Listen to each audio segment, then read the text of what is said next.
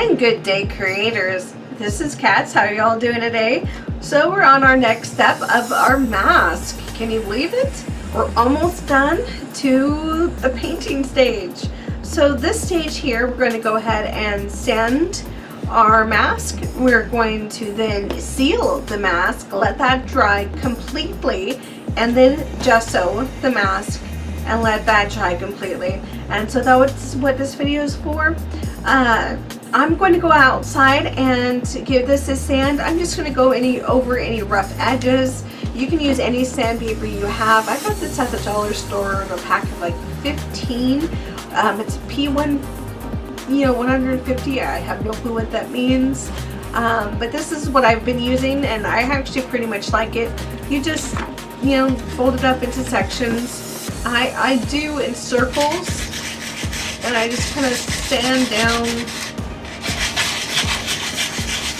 just like that, just to kind of give any little rough edges that I might have. And that's pretty much it. So that's what I'm going to be doing for the next, well, who knows how long that's going to take to get to my liking. See, like right there, it's going to need to be sanded down. And then I'll bring you guys back for just the coating of the glue, and then let that dry, and then we'll come back to the next clip where I show you how to gesso. And that's it, people. We'll be next to the designing. So I will see you guys back. Most likely this is going to be an all fast forward, just like the rest of my videos, trying to give you guys what's going on, how to do it, but not waste your time. So I will see you guys in these next clips. I hope you enjoyed the music. Alright, so as you can see, didn't use much of the sandpaper at all to get a pretty smooth and even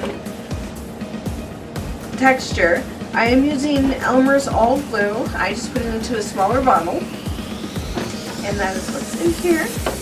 Yay. Actually, it's pretty thick. If you want, you can actually add a little bit of water to it and just coat on. Do remember, any streaks, any coats, anything like you will see, that will dry.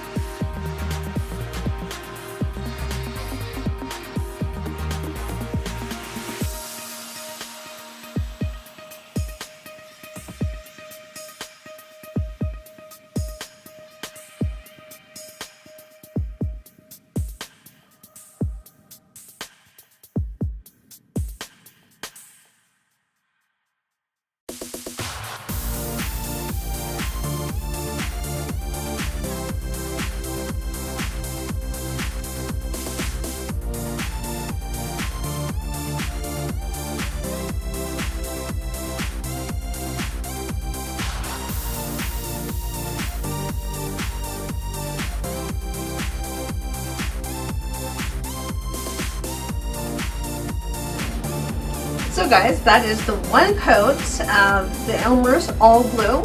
I'm going to actually give this about one more coat all together, and then what I'm going to do is flip it over and give that 2 coats as well.